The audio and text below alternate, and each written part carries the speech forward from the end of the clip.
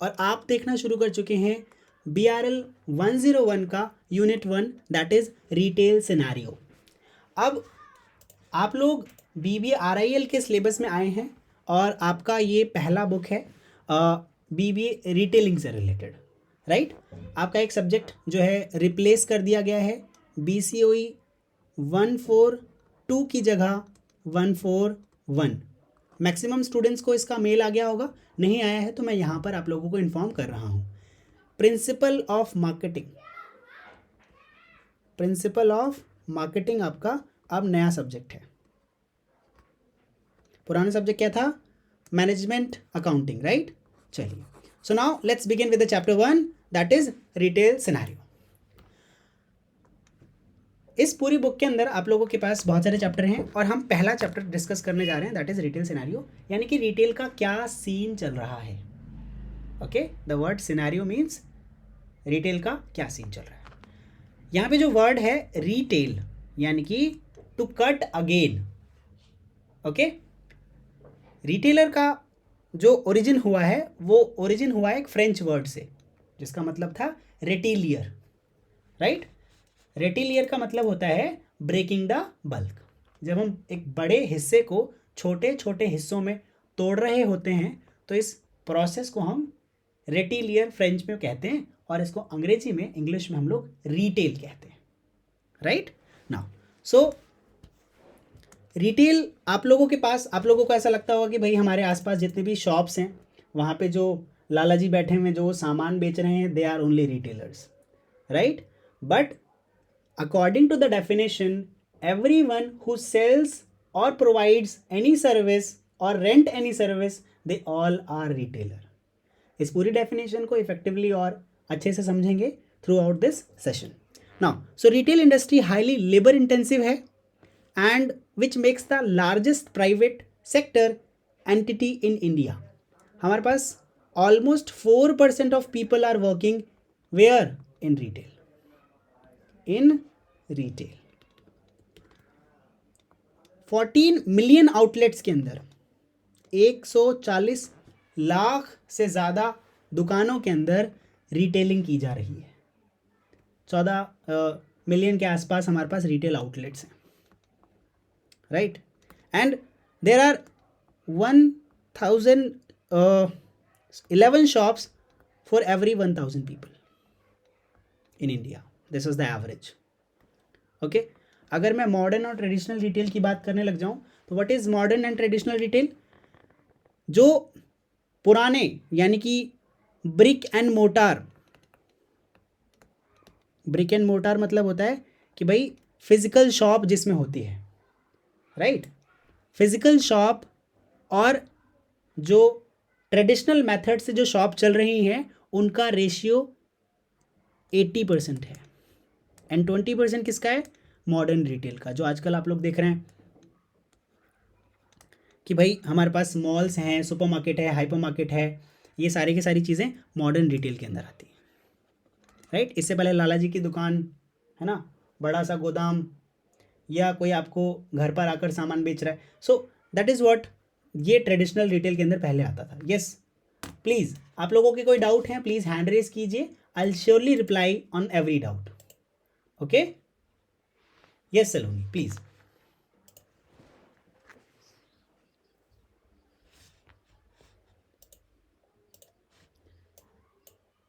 Okay, तो ये हम उस क्लास के अंदर कवर अप करेंगे, राइट। यहाँ पे हम लोग BRL 101 का क्लास ले रहे हैं। ओके सलोनी, ठीक है। ओके, नाउ सो वापस आते हैं। अब अगर मैं आप लोगों से बोलूँ कि भाई इंडिया का ना 18% के आसपास, इंडिया का जो टोटल GDP है उसका 18% रेवेन्यू सिर्फ और सिर्फ रिटेल से आता है, और जो सप्लाई चेन है ना उसके अंदर तो सबसे ज़्यादा बड़े जो राजा हैं they are retailers, right. Means in supply chain retailers are the king. इन्होंने डोमिनेट किया हुआ है पूरे की पूरे सप्लाई चेन मार्केट को। आप अगर सड़क पे कहीं जा भी रहे होते हैं तो आप देख रहे होते हैं बहुत सारी ट्रांसपोर्ट की गाड़ियाँ आ रही हैं जा रही हैं। बेसिकली व्हाट इन इट, उसके अंदर है क्या? कुछ ना कुछ सामान होगा जो कहीं ना कहीं से आ रहा है और कहीं ना कहीं को जा रहा है। बेसिकली वो होगा क्या? उस प्रोडक्ट को एंड यूज़र को सेल किया जाएगा for his own purpose, right. Yes. So बहुत सारी बातें हम लोगों ने कर ली।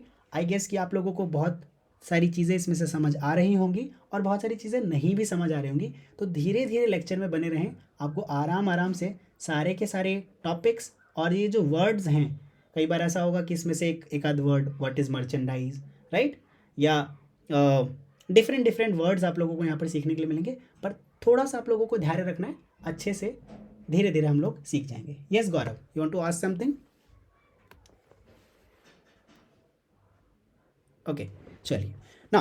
अगर मैं रिटेलर्स की बात करता हूँ तो रिटेलर्स करते क्या हैं कि भाई उन्होंने क्या किया, बल्क में कोई सामान खरीदा और उसको थोड़ा थोड़ा करके सेल किया, उसको तब तक स्टोर करके रखते हैं जब तक उसके लिए कोई कस्टमर मिल ना जाए।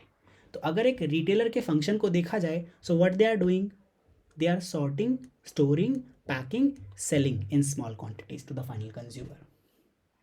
सॉर्टिंग मीन्स अगर कोई सामान खरीद कर लाया जा रहा है तो उसको बड़े पैकेट से छोटे पैकेट की तरफ लगाया जा रहा है। Sorting means on the basis of, आप लोग देखते हैं ना, कोई ऐप चला रहे होते हैं आप आजकल, कोई भी ऑनलाइन ऐप जब आप प्लेटफॉर्म चला रहे होते हो तो उसमें सॉर्टिंग का ऑप्शन आता है। प्राइस को लो टू हाई करो, low to high price set कर दो, high to low price set कर दो, या फीचर्ड प्रोडक्ट को आप सॉर्ट करना चाहते हो तो ऐसे सॉर्टिंग की जाती है ऑफलाइन स्टोर्स के अंदर भी, कि भाई 10 रुपये वाले पैकेट्स को आगे रखना है, 20 रुपये वाले पैकेट्स को बड़े पीछे रखना है क्योंकि बड़े होते हैं। ऐसे ही 40-50 और अलग अलग क्वालिटी, टाइप और ब्रांड के हिसाब से प्रोडक्ट की सॉर्टिंग की जाती है।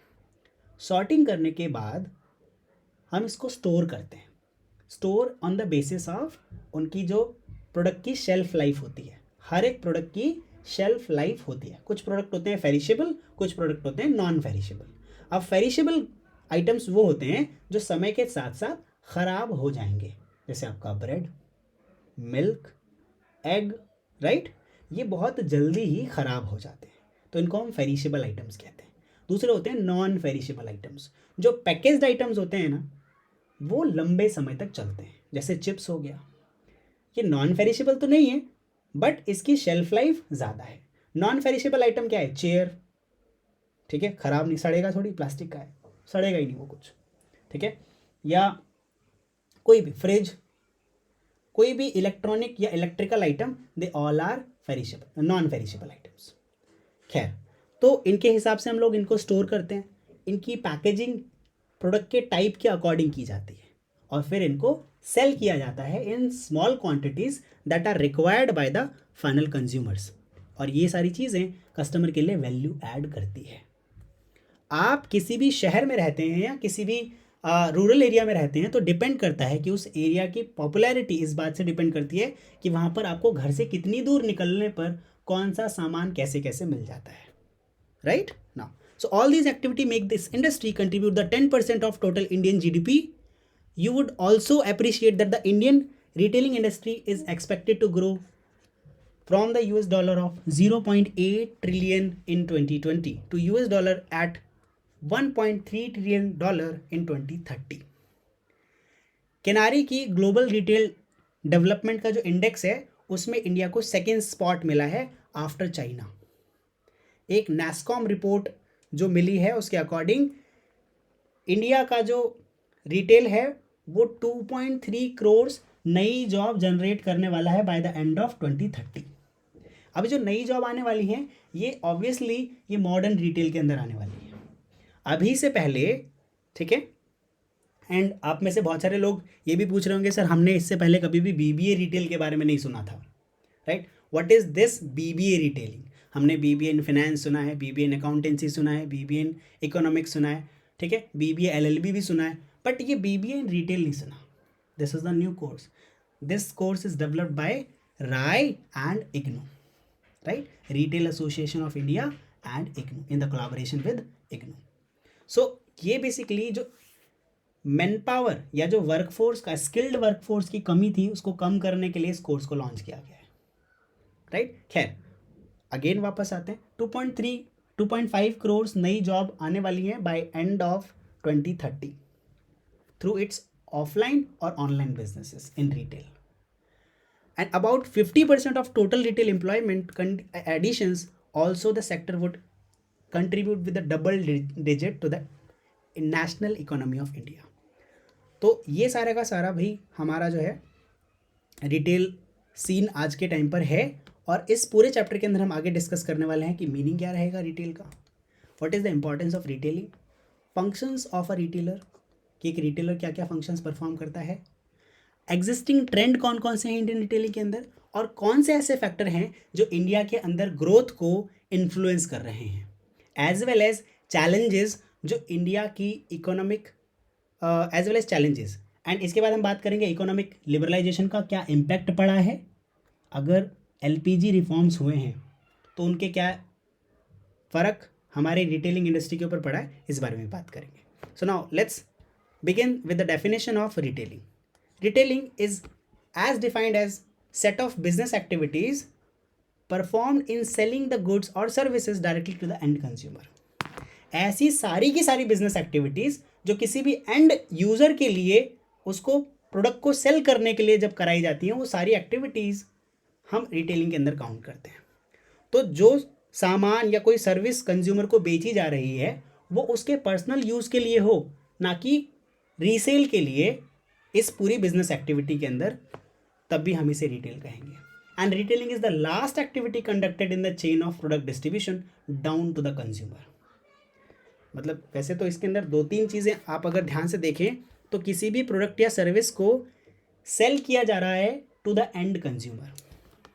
For example we have any product and these products are being sold to the consumers जो इस प्रोडक्ट को यूज़ करेंगे।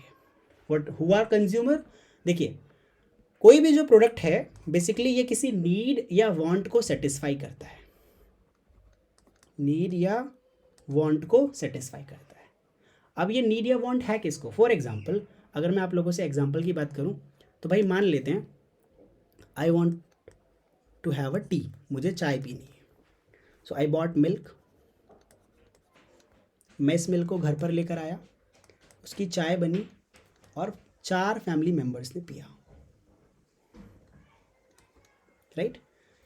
ठीक है, मुझे आई वॉन्ट टी, मुझे चाय चाहिए थी, ठीक है। So it was my need, I bought the milk. तो जो प्रोडक्ट खरीदता है वो कस्टमर है, the person who boys the product, the person who boys the product is customer, okay. Now and जो इस प्रोडक्ट को यूज़ करता है, अब ये चारों मेंबर, इन लोगों ने पैसा तो नहीं दिया भाई, मिल्क मैं खरीद के लाया, घर पर चाय बनी और 4 अलग अलग मेंबर्स ने उस चाय को कंज्यूम किया। So the person who will consume the product और सर्विस इज कॉल्ड कंज्यूमर। इसका दूसरा एग्जांपल आप सुन लो, मैंने एक बर्गर खरीदा और खुद खा लिया, तो कस्टमर भी मैं और कंज्यूमर भी मैं। लेकिन मैंने बर्गर खरीदा और अर्पित गौड़ को दे दिया, अर्पित ने बर्गर कंज्यूम किया, तो कस्टमर तो किशन लेकिन कंज्यूमर कौन, अर्पित। समझ रहे हैं आप लोग, are you guys getting this now. So जब भी कोई प्रोडक्ट या सर्विस बनाई जाती है तो वो किसी नीड या वांट को सेटिस्फाई करती है जो किसी कस्टमर या कंज्यूमर को होती है, ओके। तो जब भी किसी प्रोडक्ट या सर्विस को एंड कंज्यूमर को सेल किया जाता है for non business use, that all activities comes under retailing, right now. So it's various format arise according to the ease of convenience. हमारे पास ना रिटेलिंग के डिफरेंट टाइप के फॉर्मेट्स हैं। अगर आप देखेंगे तो सुपर मार्केट होता है, हाइपर मार्केट होता है, सुपर स्टोर होता है, डिपार्टमेंटल स्टोर होता है, मॉल होता है, राइट, है ना, ओके। तो अलग, और हाँ फ्ली मार्केट, ओपन मार्केट भी होता है, शनिवार रविवार बाजार, ऐसे डिफरेंट टाइप के रिटेल फॉर्मेट्स भी होते हैं हमारे पास। वाई सो, हम लोगों की अलग अलग कन्वीनियंस और ईज़ के लिए ये टाइप के स्टोर्स बनाए जाते हैं। कन्वीनियंस स्टोर्स जो आपके पेट्रोल पंप के साथ लगे हुए आजकल स्टोर्स आ रहे हैं। आप लोग रास्ते में कहीं हाईवे पे रुके हुए हैं और आपको कहीं पूरे हाईवे पे 400 किलोमीटर 200 किलोमीटर का हाईवे है, आपको रास्ते में कुछ खाना है, तो जहाँ पे भी पेट्रोल भरवाने के लिए रुकेंगे आप नोटिस करेंगे उसके जस्ट बगल में एक छोटा सा कन्वीनियंस स्टोर होगा जहाँ पे OTC मेडिसिन और आपके लिए कुछ फूड वगैरह मिल जाएगा। सेल्फ सर्विस स्टोर होता है और सामान खरीदें, बहुत ज़्यादा वैरायटीज़ नहीं मिलेंगी, पर आपको 24/7 चलता हुआ स्टोर वो मिल जाएगा, right now. So different different type के रिटेल फॉर्मेट्स आपको देखने के लिए मिल रहे हैं, जो आपकी ईज के लिए ही फॉर्म किए गए हैं, right now. On the other hand, the rural landscape retail is being conducted using the orthodox ways. भाई हमारे पास, अगर आप रूरल रिटेल में जाएंगे, रूरल रिटेल का मतलब है रूरल एरियाज़ के अंदर, टीयर 2 के एंड या टीयर 3 सिटीज़ के अंदर, राइट, वहाँ पर आप लोगों को छोटी छोटी दुकानों में सामान बिकते हुए दिखेगा। मोबाइल वैन्स, ऐसी वैन जो एक गांव से दूसरे गांव जा रही है, वो कुछ सामान अपने साथ रखते हैं और एक गांव से दूसरे गांव जाकर सामान बेचते हैं। कार्ट यानी कि ठेला, शनिवार रविवार वीरवार मंगलवार बुधवार ऐसे तरीके की बाज़ार, वीकली बाज़ार लगती है, हाट लगता है, हाट या हाट मार्केट लगते हैं, बाज़ार लगता है। और ये वीकली मार्केट्स दिल्ली के कुछ इलाकों में, मुंबई के कुछ इलाकों में, कोलकाता के कुछ इलाकों में भी लगते हैं। मतलब ऑलमोस्ट सब जगह वीकली मार्केट्स लगती हैं। इनको हम फ्ली मार्केट कहते हैं। क्या कहते हैं? फ्ली मार्केट, ओपन मार्केट्स कहते हैं, राइट। सो ये हमें इनेबल करता है कि that retailers are of different types based on their functions they perform। तो दो तरीके के हमारे पास भाई दुकानदारी हमारी यानी कि रिटेलिंग हो रही है, या तो एक तो स्टोर बेस्ड और दूसरी नॉन स्टोर। एक में हमारे पास दुकान है, दूसरे में हमारे पास दुकान नहीं है। Okay now, so Cundiff defines that retailing consist those activities that involve in selling directly to the ultimate consumers. Retailing ऐसी एक्टिविटीज को इंक्लूड करता है जिसमें हम कोई भी प्रोडक्ट या सर्विस एंड कंज्यूमर को बेच रहे हैं, राइट, जो आगे किसी और को सेल नहीं करेगा। मान लेते हैं इमरान को एक मोबाइल फ़ोन चाहिए था। ओके, इमरान को एक मोबाइल फ़ोन चाहिए। अब इमरान ने मोबाइल फ़ोन खरीदा and he is using the mobile phone. So he is the customer and he is the consumer as well. वो उसको यूज़ कर रहा है। बट अगर इमरान मोबाइल फ़ोन खरीदे और किसी और को बेच दे कुछ प्रॉफिट रख के, तो Imran is no more consumer, right. Imran फिर कंज्यूमर नहीं रह गया और इस प्रोसेस को रिटेलिंग नहीं कहेंगे फिर, ठीक है, राइट। इसको फिर होल सेलिंग या डिस्ट्रीब्यूशन या डिफरेंट टाइप की सेलिंग कहेंगे, बट इसे रिटेलिंग नहीं कहेंगे।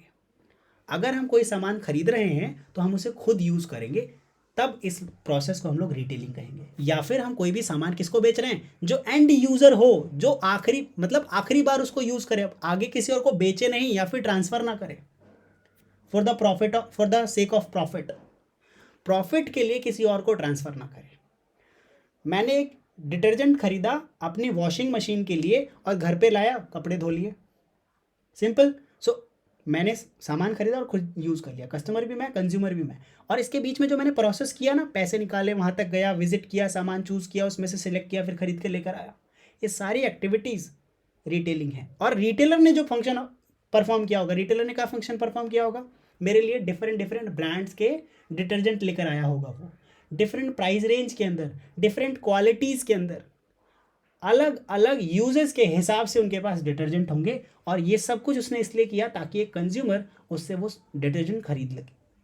तो retailing consist all those activities that involve in selling directly to the ultimate consumer, जो उस प्रोडक्ट को एंड यूज करने वाला है, आखिर में जो प्रोडक्ट यूज करने वाला है। अकॉर्डिंग टू AMA यानी कि अमेरिकन मार्केटिंग एसोसिएशन, ये डिफाइन करते हैं रिटेलिंग क्या है। It is a set of business activity. Retail is what? Retail is a set of activities carried on to accomplish the exchange of goods and services for the purpose of personal, family, household use, whether performed in a store or by some form of non-selling activities. Some form of non-selling activities. Okay? तो हम ऐसी सारी business activities को भी retailing कह देंगे। Simply ये बात वही तो कह रहे हैं यार, जो कंडिफ कह रहे हैं। कंडिफ क्या कह रहे हैं कि रिटेलिंग कंसिस्ट दोज एक्टिविटीज़ जो किसी भी प्रोडक्ट या सर्विस को अल्टीमेट कंज्यूमर को बेचने के लिए होती है। ऐसी सारी एक्टिविटीज़ को हम लोग कहते हैं, राइट ना। इसको हम फिर रिटेलिंग कहेंगे। अब वेरियस सेक्टर्स के अंदर अगर रिटेलिंग की बात करें, अच्छा एक सवाल मुझे किसी ने पूछा है, Yes, sir, if we want to do business in future, then this course is useful or not? This course is gonna be the star course of for any business. मैं ऐसा इसलिए नहीं कह रहा हूँ बिकॉज मैं रिटेलिंग पढ़ा रहा हूँ. आप ना, you can Google it. Retailing is Cinderella of social sciences. पता है, if you want to know the consumer better, आपको कहीं और से नहीं पता लग सकता, राइट? एंड इन दिस, ये बस नाम का रिटेलिंग है. There are a different type of courses. आप लोगों को यहाँ पे मैनेजमेंट सिखाया जाएगा, स्टोर ऑपरेशन सिखाए जाएंगे, मर्चेंडाइज मैनेजमेंट यानी कि स्टोर कैसे रन करते हैं. सो आप लोगों को जो कोर फंक्शंस होते हैं किसी भी बिजनेस को रन करने के लिए, वो यहाँ पर सिखाए जाएंगे. अगर आप मान लेते हैं बीबीए फाइनेंस में करते, तो आपको फाइनेंसिंग सिखाई जाती कि भाई कैलकुलेशंस हैं, ठीक है, टैक्सेशन वगैरह कैसी है, वो सब आपको सिखाया जाता. अगर आप मर्चेंडाइजिंग के अंदर करते तो सिर्फ आपको मर्चेंडाइजिंग से रिलेटेड सारी इन्फॉर्मेशन दी जाती. But the retailing, it is the Cinderella of social sciences, right? Retailing को सिंड्रेला ऑफ सोशल साइंसेस भी कहा गया है. If you want to know people more better, तो आप रिटेलिंग पढ़ना शुरू कर दीजिए, right? Now, so this course is of very use. Okay, अगर आप कर रहे हैं तो भी, और अगर नहीं भी कर रहे हैं तो भी. नाउ, अगर आप वेरियस सेक्टर्स के अंदर रिटेलिंग की बात की जाए, तो भाई जो भी सेक्टर ले लो आप, सब जगह रिटेलिंग हो रही है. फूड, आप कुछ भी सामान खरीदते हैं, फूड खरीद रहे हैं, consumer durables, leisure items, entertainment, furniture, fashion accessories. एक एग्जांपल दे देता हूँ. मान लेते हैं बर्गर खरीद रहे हैं आप, टीवी खरीद रहे हैं आप, एसी खरीद रहे हैं आप, कोई होटल बुक कर रहे हैं, कोई टिकट बुक कर रहे हैं किसी चीज़ का, मूवी वगैरह का, आपने कोई फर्नीचर बुक बाय किया, कोई फैशन एसेसरी यानी कि घड़ी, वॉलेट, बेल्ट, आपने कुछ ऐसा खरीदा. Health beauty, face mask, face cream, ठीक है, कुछ दवाइयाँ जो आपको बेहतर करें. टेलीकॉम, आप लोगों के पास बहुत सारे आप लोगों ने बहुत सारे डिफरेंट कंपनीज़ के सिम के बारे में सुना होगा, राइट? डेटा कंपनीज़ के बारे में सुना होगा. म्यूज़िक और बुक्स, आप ना बहुत सारे सेक्टर्स को जो है एक्सप्लोर कर सकते हो with the help of retailing. तो आप ध्यान से देखेंगे तो in any sector what you are doing, you are selling to the ultimate consumer and you are working for the ultimate consumer, जो उस प्रोडक्ट को बाद में यूज़ करने वाला है. आप उसके लिए काम कर रहे हो. Whoever working in any job, they are working for the satisfaction of the end consumer. आप लोग किसी भी सेक्टर में ट्राई करना, आपको यही मिलेगा कि what those guys are working for, they are working for the satisfaction of ultimate consumer. जो अंत में उसे यूज़ करने वाला है, उसको बेस्ट सेटिस्फैक्शन मिला कि नहीं. एंड इसीलिए सारे के सारे वर्क फंक्शंस भी काम कर रहे हैं.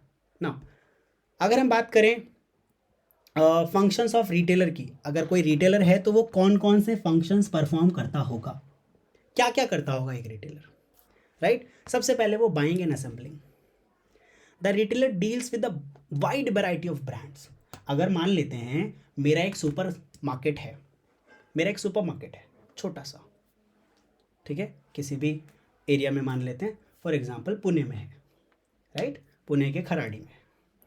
तो मान लेते हैं मेरे पास एक छोटा सा सुपर मार्केट है. इस सुपर मार्केट में अगर मैं कुछ ही प्रोडक्ट के नाम लूँ आप लोगों से, मैंने कहा कि इसके अंदर बिस्किट भी है, बिस्किट होगा, ठीक है, मिल्क होगा, ठीक, फ्लोर होगा, व्हीट फ्लोर, और क्या होगा भाई, बताते जाओ. चिप्स होंगे, चॉकलेट, और कॉफ़ी, और गाइज आप लोग भी बता सकते हैं, यस प्लीज़. चलो मान लेते हैं 6 के 6 एग्जाम्पल ले लेते हैं सिर्फ. So in only these 6 examples what you can hear is, आपको ध्यान में देखने के लिए मिलेगा कि मुझे ना बिस्किट एक टाइप का नहीं बेच सकता मैं अपनी दुकान में. मेरे को डिफरेंट टाइप के बिस्किट्स रखने होंगे. पार्ले जी रखना होगा, गुड डे रखना होगा, सनफीस्ट रखना होगा, और सनफीस्ट रखना होगा, ओरियो रखना होगा, ठीक है, अब मान लेते हैं 4 ब्रांड रखता हूँ, इसके अंदर मुझे 5 रुपये वाला पार्ले भी रखना है, 10 रुपये वाला भी रखना है, 50 रुपये वाला भी रखना है। ऐसा मुझे हर एक इसके बिस्किट के अंदर करना है। तो आप ध्यान से देखो कि एक retailer deals with a wide range of variety of brand wholesaler to ensure that optimum mix of merchandise being available at his store. वो पूरी कोशिश कर रहा है कि आपके लिए बेस्ट पॉसिबल प्रोडक्ट अपने स्टोर में स्टोर करके रखे। वो रेगुलरली चेक करता रहेगा कि कौन सा प्रोडक्ट सबसे ज़्यादा डिमांड में है, और उसके हिसाब से अब मान लेते हैं मैं अगर बिस्किट्स की ही बात करूं तो मेरे पास अगर 4 ब्रांड हैं, पार्ले जी है, गुड डे है, ओरियो है और सनफीस्ट है, तो मैं जितना स्टॉक पार्ले जी का खरीदूंगा, मान लेते हैं मैंने पार्ले जी के 100 पैकेट्स खरीदे, 100 पीसेस, तो गुड डे के कितने खरीदूंगा इसके हिसाब से सोच के बताना। गुड डे की डिमांड कितनी होगी? 100 खरीद लूंगा क्या? गुड डे भी सब 100 खरीद लूं? गुड डे 50 बिकेगा, ओरियो कितना बिकेगा? 100, 70,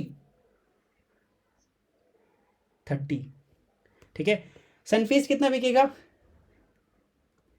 10 ऑलमोस्ट, राइट। सब आपको लगता है Parle G, nobody buys Parle G, right, but एक रिटेलर से जाके पूछो, ओके, सबसे ज़्यादा बिकता है। तो 100 पीसेस अगर हम पार्ले जी का रख रहे हैं तो उसके हिसाब से बाकी लोगों का, बाकी चीज़ों का असॉर्टमेंट आप चेक करो। ये मैंने सिर्फ एक प्रोडक्ट के बारे में बात की है, दैट इज बिस्किट, राइट। सो ये रिटेलर को ना रेगुलरली इंश्योर करना होता है कि उसकी दुकान में सारा का सारा माल है और कौन सा प्रोडक्ट सबसे ज़्यादा डिमांड में। कभी कभी पता है लहर आती है, सब लोग ओरियो मांगने लग जाते हैं कि सर ओरियो है, ओरियो है, ओरियो ऐड, जिसका ऐड सबसे ज़्यादा चल रहा है, जो आपके आसपास के लोग सबसे ज़्यादा खा रहे हैं, या प्रोग्राम जिसका मान लेते कोई स्कूल में प्रोग्राम हुआ, वहाँ ओरियो वाले ने अपना प्रमोशन करके चले गए, राइट। तो उस टाइम में उस पर्टिकुलर एरिया में ओरियो की डिमांड बढ़ जाएगी, होता है ना ऐसा।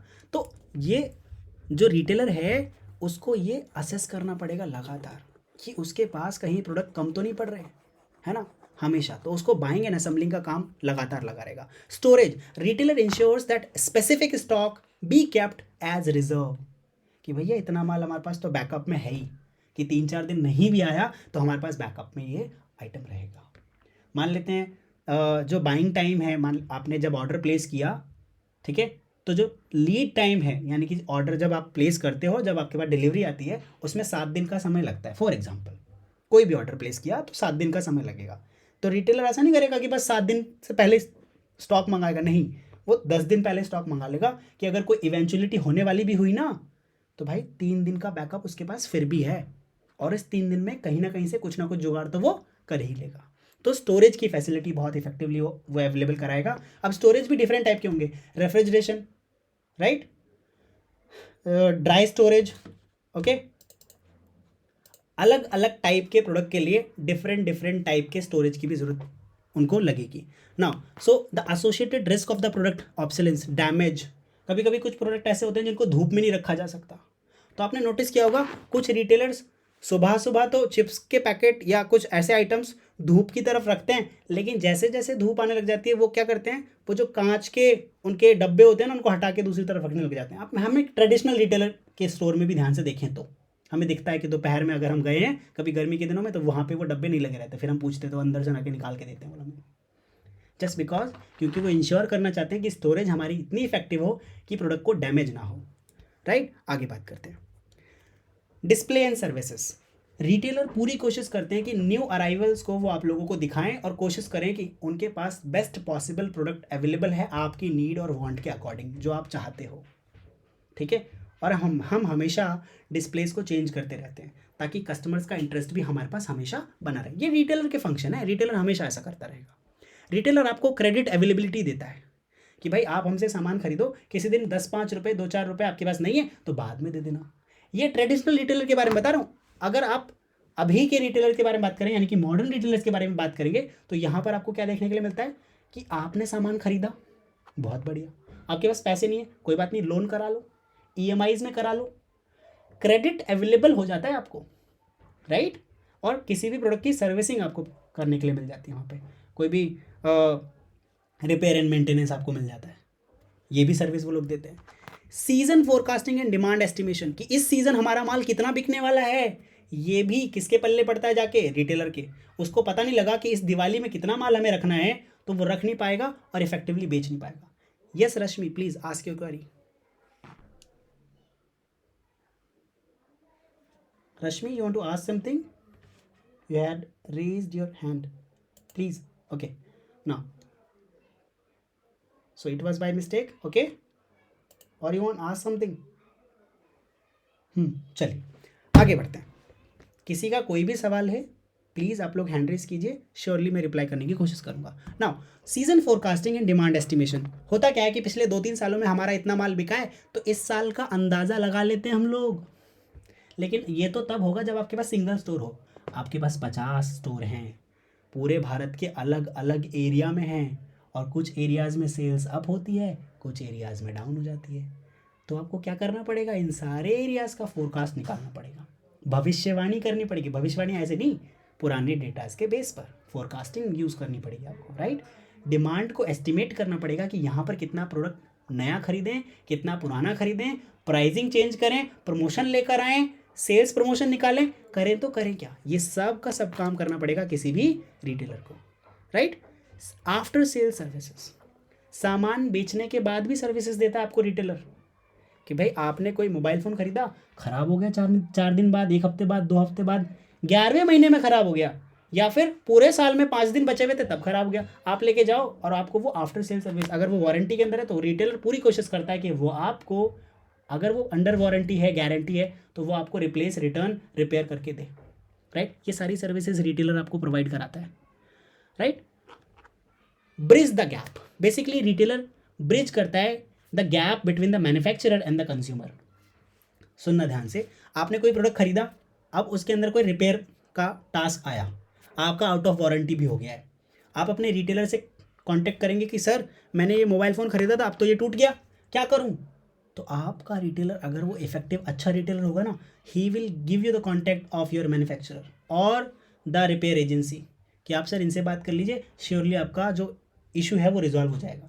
सो यहाँ पर इनका कोई टास्क नहीं था, but they have acted as a bridge, right. Brand promoters, आपके जितने भी, जो भी आप ब्रांड बाय करते हैं, कई बार आप ना आपके रिटेलर के वर्ड ऑफ माउथ की वजह से खरीद लेते हैं। रिटेलर बोलता है सर आप हम पे भरोसा करके ले जाइए, ले जाइए सर, मैं तो कह रहा हूँ बैल कोलू की जगह बैल कालू ले जाइए, बहुत बढ़िया ऑयल है सर, ले जाओ, ठीक है। तो ब्रांड को प्रमोट करने का काम भी कौन करता है, रिटेलर। बहुत सारे प्रमोशनल एक्टिविटीज़ ये रन करते हैं, एडवर्टीजमेंट्स रन करते हैं, बैनर्स वगैरह, या प्रोडक्ट की लोकेशन वगैरह भी चेंज कर देते हैं रिटेलर्स। फीडबैक शेयर करते हैं, एक रिटेलर कस्टमर का फीडबैक मैन्युफैक्चरर तक देते हैं, ताकि मैन्युफैक्चरर को ये मदद मिल जाए कि वो अपने प्रोडक्ट में कैसे एडवांसमेंट लेकर आए, कौन कौन से चेंजेस करे, जिससे उसका प्रोडक्ट सबसे ज़्यादा पसंद किया जाने लगे। So these are the activities, these are the functions that a retailer perform at his और her retail store. I guess आप लोगों को ये सारे फंक्शंस इफेक्टिवली समझ में आए होंगे। ओके एवरीवन, यस यस और no, are you guys there, how is the जोश। मुझे तो लग रहा है कि सारे लोग ऑलमोस्ट नींद में हैं। एवरीवन पक्का, देख लो। और ये छोड़ के जा रहे हैं, क्लास बोरिंग हो रही है क्या। चलिए कोई बात नहीं, चलिए वापस आते हैं। एमर्जिंग ट्रेंड इन रिटेलिंग के बारे में बात करने वाले। सुनो, होता क्या है, अपना टाइम आएगा वाली टी शर्ट आई थी, कुछ दिन चली, उसके बाद नहीं चल रही। अब अगर अब कोई पहनता है, अब आपका कोई दोस्त है, वो बोले कि भाई चलो अपना टाइम आएगा वाली टी शर्ट खरीदते हैं, क्या उसको जाने देंगे। अरे भाई वो तो ट्रेंड चला गया यार, कब का, बोलते ना उसको कि भाई अब उसका टाइम नहीं रहा, अब तो कुछ और खरीदो, चाचा चौधरी हैं हमारे, राइट। ये आजकल चल रहा है ना, मर्चेंडाइजेशन लिखा हुआ है उसके टी शर्ट के ऊपर, है ना, ठीक है, डरें जिम करें, ऐसा करके ये ट्रेंड चल रहा है आजकल, राइट। खैर, so this was just for the example. मैं ये कहने का कोशिश कर रहा हूँ कि जो भी ट्रेंड आ रहा होता है हम लोग उसको फॉलो करते हैं। तो रिटेल के अंदर कौन सा ट्रेंड आ रहा है जिसको हमें फॉलो करना है, ध्यान से सुनिएगा। Retail industry has been witnessing a continued and rapid growth. आज से 4 साल पहले, 5 साल पहले, जब आप मोबाइल में अपना पेटीएम बैलेंस लेकर जाते थे और बोलते थे कि अंकल जी ₹5 छुट्टा नहीं है, क्या आप पेटीएम ले लेंगे? तो आपको भगा देते थे कि अच्छा बहुत ज़्यादा अमीर हो गए हो, ऑनलाइन पैसा दोगे अब हमें, ठीक है। यस, खैर वो ट्रेंड अब ये नॉर्मल हो गया है, दिस इज इन ट्रेंड। पहले आप ऑनलाइन कुछ सामान खरीदने से काफ़ी ज़्यादा डरते थे। याद करो आज से 7-8 साल पहले, 7-8 क्या 6-7 साल पहले, 2014-15 के आसपास, आपको अगर कोई सामान खरीदना होता था ऑनलाइन, बड़ा डर डर के आप लोगों को खरीदना होता था कि यार कहीं फ्रॉड ना हो जाए, साबुन की बट्टी ना मिल जाए, राइट। पहले ज़्यादा लगता था, अभी तो होता है पर अभी कम लगता है। अभी आपको इतना ट्रस्ट है कि आप बाय कर लेते हो रिटेलर से online, right. So these trends have been set in Indian emerging retailing. तो ये चेंज होता चला जा रहा है। Let it be a small paan vending kiosk. आपने कभी पान वेंडिंग मशीन सुनी है? पान वेंडिंग मशीन, पहले आप लोग याद करो कि बहुत पुराने समय में रेलवे स्टेशन पर सिक्का डालकर आपका वेट मेजर करने की मशीन होती थी, है ना। लेकिन अब मेट्रो पे सिक्का डाल के या नोट डाल के आप अपना टिकट निकाल सकते हो ना मेट्रो का, राइट। और उसी मेट्रो में आप चिप्स भी ले सकते हो, कुरकुरे भी ले सकते हो, पेप्सी की बोतल, पानी की बोतल भी ले सकते हो, सिक्का या आप नोट डालकर, जो भी जैसा भी वो मशीन एक्सेप्ट करती है, जो भी टेंडर एक्सेप्ट करती है, यस और नो, राइट। तो ऐसी वेंडिंग कियोस्क मशीन आजकल ट्रेंड पे चल रही हैं ज़्यादा, राइट। पहले ट्रेडिशनल रिटेल का ज़्यादा चाल चलन था, आजकल modern trade, e-commerce, omni channel retailing, ये हम लोग ज़्यादा एक्सपीरियंस कर रहे हैं। सर ये है क्या क्या? सुनना ध्यान से, हम लोग ना मॉडर्न ट्रेड या मॉडर्न रिटेलिंग के बारे में मैंने आपको बता दिया। ई कॉमर्स का मतलब इंटरनेट के ऊपर जब आप कोई भी परचेज करते हो, वेबसाइट्स के ऊपर जाके कोई प्रोडक्ट बाय करते हो जो आपको कुछ समय बाद डिलीवर होने वाली है, that is called e commerce. Internet के ऊपर जब आप कोई चीज़ बाय करते हो। ओमनी चैनल रिटेलिंग पता क्या होता है कि एक ही रिटेलर का फिजिकल स्टोर भी है, ऑनलाइन स्टोर भी है, आपके घर पर भी आ जाएगा वो रिटेलर। अगर आप बुलाओगे कि भैया एक बार ना हमें घर पे विजिट करके दिखाओ कि हमारे यहाँ फिट हो जाएगा ये रेफ्रिजरेटर लेने के लिए हम सोच रहे हैं, आप ना एक बार चेक करो, हमारे यहाँ पे लग जाएगा, वो प्लेस में जाके चेक करो। They will come at your place, they will check and decide. वो टेक्नीशियन को भेजेंगे कि भैया सब जाके देखो वहाँ पे ये पैनल लग जाएगा, हो जाएगा काम, यस। तो ओमनी चैनल रिटेल के अंदर होता क्या है कि एक रिटेलर का ऑनलाइन ऑफलाइन प्रेजेंस होता है, राइट। और वो सिंगल कस्टमर को हर एक डायमेंशन में कोशिश करता है कि बेस्ट आउटपुट देने की कोशिश करे। For example Croma, for example Reliance digital, right now. आगे बढ़ते हैं। So customers are turning digital. Mobile e-commerce apps के थ्रू बहुत बढ़िया मोमेंटम मिला है और बहुत ज़्यादा हम लोग परचेज करने लगे हैं आजकल। As of 2020 there were 19 million retail outlets in India. 2020 के आसपास 19 मिलियन रिटेल आउटलेट्स थे इंडिया के अंदर, with just 4% of them having the area of 500 square feet. सिर्फ 4% रिटेल स्टोर्स के पास 500 स्क्वायर फीट से ज़्यादा का जगह था और उनके पास 40 million people, almost 3.3% of Indian population were working. और India has about 11 shop outlets for every 1000 people. With the onset of newer retailing format, kiosk have emerged as a format for their advantage of movement. Means आप लोग जो आजकल ये online kiosk देख रहे हैं ना, सेवा केंद्र, इनसे भी बहुत ज़्यादा effective operations, retail operations complete किए जा रहे हैं। Moreover, with the advent of omni-channel retail, the dependence on one format of retailing has lost its significance. अगर आप सिर्फ ऑफलाइन हैं, आजकल आप लोग नोटिस करते हैं कि जितने भी ऑफलाइन स्टोर वाले हैं वो लोग अपनी वेबसाइट बनवा रहे हैं, या फिर जो ऑनलाइन वाले रिटेल स्टोर्स थे वो अब अपना ऑफलाइन प्रेजेंस भी दाखिल कराने लगे हैं, राइट, यस। सो इसको हम क्या कह रहे हैं? इसको कह रहे हैं ओमनी चैनल ग्रोथ, यानी कि एक सिंगल चैनल से मल्टीपल डायमेंशन में कोशिश करेंगे कि आप कस्टमर को रीच आउट करें, चाहे कस्टमर आपके ऑनलाइन स्टोर से खरीदे या ऑफलाइन स्टोर से खरीदे, पर खरीदना आपके स्टोर से ही चाहिए।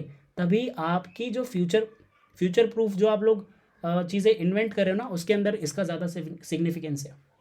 अगर आप सोच रहे हो कि सिर्फ ऑफलाइन आपका स्टोर रहेगा, online without any online presence आप बहुत ज़्यादा ग्रो करोगे, तो भी गड़बड़ है। और अगर आप सोच रहे हो कि सिर्फ ऑनलाइन है, ऑफलाइन नहीं है, तो भी भाई बहुत ज़्यादा दूर तक आप नहीं जा पाओगे, right? So making it very imperative for an organize retailer to make a swift and nimble footed modification in their marketing strategies. अगर ध्यान से देखें तो क्या क्या चीज़ें चेंज हुई हैं इंडिया के अंदर। पहला, लोगों की इनकम ग्रो हो रही है, ग्रोइंग इनकम। बाय 2030 2030 तक 140 यानी कि 14 कितना बोलना चाहिए मुझे, 14 करोड़ लोग, यस 140 मिलियन 140 मिलियन यानी कि 14 करोड़ लोग सिर्फ income will and 21 million high income household leading the huge emerging middle class. इनके पास से ना सबसे ज़्यादा मिडिल क्लास निकलने वाली है। ओमिनी का full form, Omni means single, Omni का फुल फॉर्म नहीं होता, Omni means single, right? Yes, okay, Omni means होता है कोई सिंगल चीज़, है ना? ना सो आगे 2030 तक India will add 140 million middle income लोग और 21 million high income household leading to the huge emerging middle class. Second जो फैक्टर है that is increased online spending. हम लोग, अच्छा एक बात और है, जब हम ऑफलाइन पैसा स्पेंड करते हैं और ऑनलाइन पैसा स्पेंड करते हैं तो हम ऑनलाइन पैसा ज़्यादा स्पेंड कर देते हैं बिना इसका आभास लगे, बिना पता लगे हम लोग ज़्यादा पैसा खर्च कर देते हैं। खैर, तो इसका होगा क्या कि ये हमारे अब ब्लड के अंदर आ रहा है, हम लोग ज़्यादा पैसा खर्च करने लगे। Online shoppers in India is expected to reach 500 million, 5 crore के आसपास हम लोग ग्रो करने वाले हैं, 50 करोड़ के आसपास, sorry 500 million, right? So 2030 in 2030 there will be 150 million in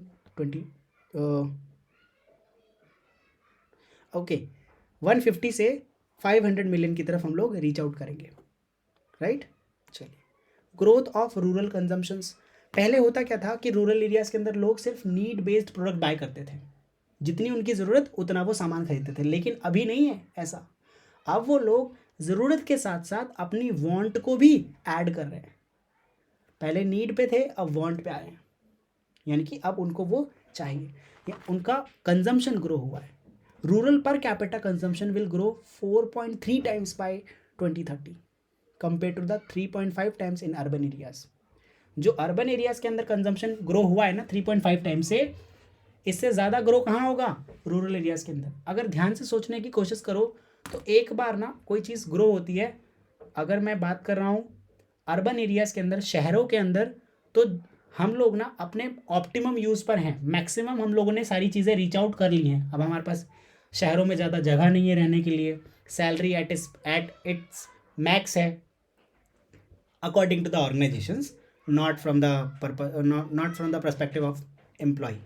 So हम सारी चीज़ें रीच आउट कर चुके हैं, पर अगर रूरल रिटेलिंग की तरफ देख रहे हैं, हम गाँव की तरफ एक बार को देखते हैं तो वहाँ पे बहुत बड़ा हमें गैप देखने के लिए मिलता है। वो गैप अगर आप कंपेयर करने की कोशिश करेंगे, उसको अगर अपने आप तक लेकर आएंगे तो देखेंगे कि बहुत ज़्यादा मल्टीपल टाइम्स वो लोग ग्रो होंगे अगर अर्बन एरियाज़ के साथ कंपेयर करने के लिए आप कोशिश करेंगे तो। Now young millennial house holds, India will add nearly 90 million new household headed by millennials, जिनका जन्म लिबरलाइज्ड इंडिया के अंदर हुआ, यानी कि 1991 के बाद। Okay, now so the average age of the country by 2050 will be 29th। World's largest skilled man power pool of 600 million plus by 2050। दुनिया का सबसे बड़ा स्किल्ड मैन पावर पूल होगा हमारे पास। इसके साथ साथ एक डर भी आता है, अगर एम्प्लॉयमेंट और अपॉर्चुनिटीज़ नहीं मिली तो ये सबसे ज़्यादा घातक बात भी हम लोगों के साथ हो सकती है। खैर, वापस आते हैं। Organic growth, the modern Indian retailing is expected to grow by at rate of 15% compound annual growth rate, अगर हर साल की देखें तो, टू रीच 18% बाय 2080। तो अभी जो है वो 15% के आसपास ग्रो हो रही है और 18% तक ग्रो होने लग जाएगी at the end, like by 2050। Major retail categories by 2050 जो होंगी उनका परसेंटेज रिटेल पेंट्रेशन बढ़ जाएगा। कितना परसेंट बढ़ेगा? एपरल एंड एसेसरीज 18% से ज़्यादा बिकने लग जाएंगी, इलेक्ट्रॉनिक आइटम 6% से ज़्यादा, house hold and living items 6%। ये पूरा का पूरा हम एक ऑर्गेनाइज रिटेल डिकेड देखेंगे उस समय। यानी कि अभी तो हम लोगों के पास कितना, मैंने आप लोगों को पहले बताया 80% हम लोगों के पास ट्रेडिशनल रिटेल है और 20% मॉडर्न रिटेल है। आपको पता है जितनी भी डेवलप्ड कंट्रीज़ हैं वहाँ पे इसका बिल्कुल उल्टा है, यानी कि 20% ट्रेडिशनल रिटेल है एंड 80% मॉडर्न रिटेल है। ओके, तो ये हम कब देखने को मिलेगा हमको? By the end of 2050, from 2040 to 2050 हम लोगों को ये देखने के लिए मिल जाएगा। Means there is a huge opportunity in retailing. अगर आप ध्यान से देखें बहुत सारे मॉल्स ग्रो हो रहे हैं, नई नई कंपनीज आ रही हैं, they are tying up with different type of companies and the small retailers they are getting killed, right? क्योंकि वो मॉडर्न अप्रोचेस को एक्सेप्ट नहीं कर पा रहे, अडॉप्ट नहीं कर पा रहे, ठीक है? ऑनलाइन जो उनका पेनिट्रेशन है वो बहुत कम है, और ये जो बड़े बड़े जाइंट्स हैं ये बहुत जल्दी बहुत बड़ा मार्केट कैप्चर कर ले रहे हैं। ऐसा हो रहा है कि नहीं हो रहा एवरीवन? हो रहा है। और इसकी वजह से जो ट्रेडिशनल छोटे रिटेलर्स हैं उनको काफ़ी प्रॉब्लम आ रही है। खैर, तो अगर आप ओवरऑल देखेंगे तो होता तो ऐसा ही है कि जब भी कोई नई चीज़ ग्रो होती है तो कुछ ट्रेडिशनल चीज़ें हमसे छूट जाती हैं, ठीक है?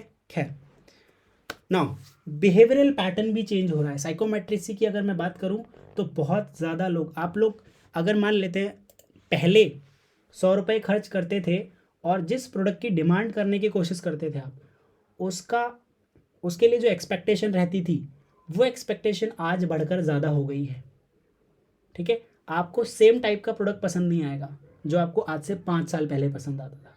क्या आप पिछले साल वाला आपका जो ड्रीम मोबाइल फ़ोन था, क्या आज भी वही मोबाइल फ़ोन ड्रीम वाला है?